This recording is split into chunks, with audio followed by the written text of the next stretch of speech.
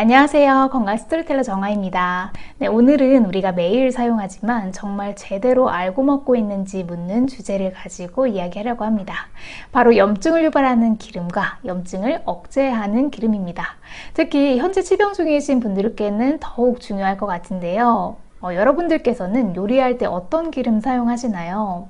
당연히 건강을 신경 써오신 분들이라면 엑스트라 버진 올리브유를 많이 사용을 하실 것 같아요. 저는 여태까지 계속 이마트 노브랜드에서 나오는 그 1리터짜리 올리브유를 사용을 해왔는데요. 최근에는 제가 가는 마트에는 더 이상 나오지 않고 그 해바라기 씨유로 다 변경되었더라고요. 그래서 어쩔 수 없이 좀 더 가격을 주고 그 타 회사 제품의 올리브유를 사용을 하고 있는데, 작년 여름쯤부터 실제로 올리브 값이 2배 넘게 껑충 뛰었다고 합니다.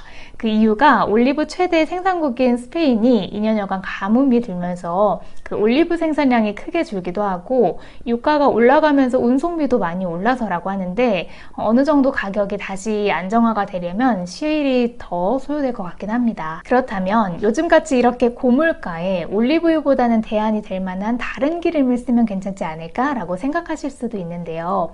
일반적으로 신경 쓰는 부분이 유전자가 변형된 GMO만 조심하면 되지 않을까? 또 산화 온도가 높은 그 기름을 쓰면 안전하지 않을까?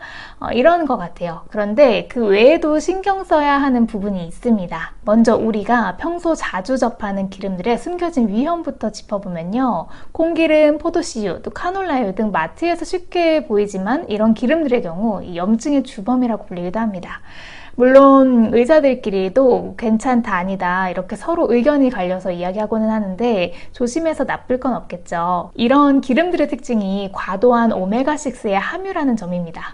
오메가6를 적당히 섭취하면 필수 지방산이지만 현대인들의 경우에는 이미 과잉 섭취로 인해서 오메가3 대비 비율이 20대 1까지 치닫기도 합니다. 이렇게 되면 체내에서 프로스타글라딘이라는 물질이 과잉 생성되게 되는데요. 원래 이 호르몬 물질은 염증 반응을 유도하고 통증과 발열을 발생시키는데요. 몸에 상처나 감염이 생겼을 때 인체를 보호하기 위해 필요한 그런 자연스러운 물질입니다. 다만 오메가6 섭취량이 많아지면 과잉 생성되면서 염증이 만성염증으로 바뀌고 이는 피로를 불러일으킨 뒤에 면역력을 저하시켜서 결론적으로 암세포의 전이나 성장을 불러일으키는 악순환이 시작되겠죠.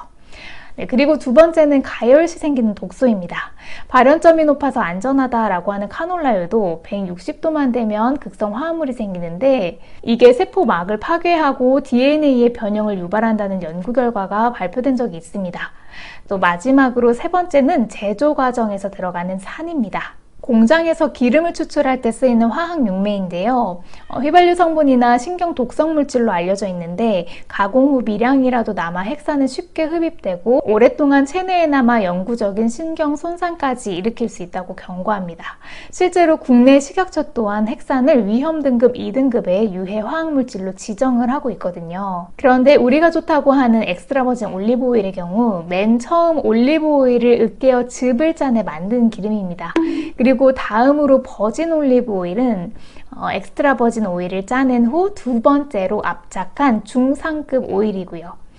이미 한번 짜낸 올리브를 원료로 하는 만큼 엑스트라 버진 오일에 비해 영양분 함량과 맛, 향은 다소 떨어지는 편입니다. 다음으로 값이 저렴해서 가장 대중적으로 사용되는 퓨어 올리브 오일은 엑스트라 버진 그리고 버진 올리브 오일을 짜고 남은 올리브를 원료로 하는데요. 이 단계에 와서는 더 이상 압착만으로 오일을 짜내기가 쉽지 않아서 핵산과 같은 화학 용매가 좀 빈번하게 사용이 되기 때문에 여기서부터는 올리브 오일이라고 해도 안전하다고 보기는 어렵습니다. 그래서 마지노선을 버진 올리브 오일까지라고 보시는 게 좋을 것 같아요. 그럼 우리들의 주방을 바꿀 두 가지 기적의 기름은 무엇일까요? 네, 첫 번째는 들기름입니다. 의외로 많은 분들이 들기름을 전통적인 양념 정도로만 생각하시더라고요. 하지만 이 기름은 오메가3의 일종인 알파리놀렌산이라는 성분이 60%나 들어있는 슈퍼푸드입니다. 섭취하면 체내에서 EPA, DHA로 전환이 되는데요. EPA는 염증을 줄이고 심장 건강을 돕는 역할을 하고 아이가 똑똑해진다는 우유 광고에도 많이 등장하는 DHA는 뇌와 눈 건강을 유지하는 역할을 하는 성분입니다. 그래서 뇌신경 보호는 물론 염증 매개물질 생성을 75%까지 억제한다는 연구가 있습니다. 추가적으로 들기름에 풍부한 비타민 E는 노화를 방지하고 아연은 환우님들에게 중요한 면역력 강화의 특효이기도 합니다. 보통 한의학에서는 들기름을 폐를 촉촉하게 하고 대장의 노폐물 대출을 돕는다고 하는데요. 생으로 먹을 때 영양소 파괴가 적으니까 김장 무침이나 겉절이에 뿌려 먹기 딱 좋습니다. 저희 남편이 발효된 김치는 잘 안 먹는데 요즘 시기에 먹을 수 있는 그 봄동 겉절이는 또 그렇게 좋아하거든요. 그래서 거기에 들기름을 넣어서 고소한 풍미를 추가를 하곤 합니다. 그리고 두 번째 주인공인 위에서 계속 말씀드렸던 엑스트라 버진 올리브유입니다. 건강에 매우 유익한 성분인 단일 불포화 지방산인 올레산이 71%로 유명하지만 그 이상의 좋은 성분이 있습니다. 바로 올레오칸탈이라고 하는 고급 올리브유에서만 나오는 물질인데요. 항염, 항암 메커니즘을 가지고 있어서 관절염 환자들이 꾸준히 섭취하면 통증 완화에 도움이 되고 실제로 다른 세포에 악영향을 미치는 일 없이 다양한 종류의 암세포를 제거할 수 있는 것으로 밝혀졌습니다. 그래서 이 성분에 노출된 암세포는 30분에서 1시간 사이에 소멸한 것으로 보고되어 있습니다. 그래서 실제로 지중해 식단을 하는 사람들이 우울증 발병률이 낮은 것도 이 올리브유의 항염 효과 덕분이라는 연구도 있습니다. 팁이라면 가열시 풍미가 날아갈 수 있으니까 볶음 요리에는 한 단계 아래인 버진 올리브 오일을 사용하고 샐러드 같은 곳에 사용하는 올리브 오일은 엑스트라 버진으로 이렇게 구분해서 쓰시면 더 좋겠죠. 흥미로운 사실 하나 말씀드리자면요. 한국영양학회 연구에서 들기름과 올리브유를 섭취한 쥐들은 내장지방 30% 감소와 함께 대장의 유해균 비율도 감소했는데요. 이는 장 건강의 면역력이 70%를 좌우한다는 점에서 암환우 분들에게 특히 중요합니다. 실제로 항암 치료 중인 분들 중 올리브유로 조리한 식사를 꾸준히 한 경우 구내염 완화와 또 부작용을 경감한다는 효과들도 존재하거든요.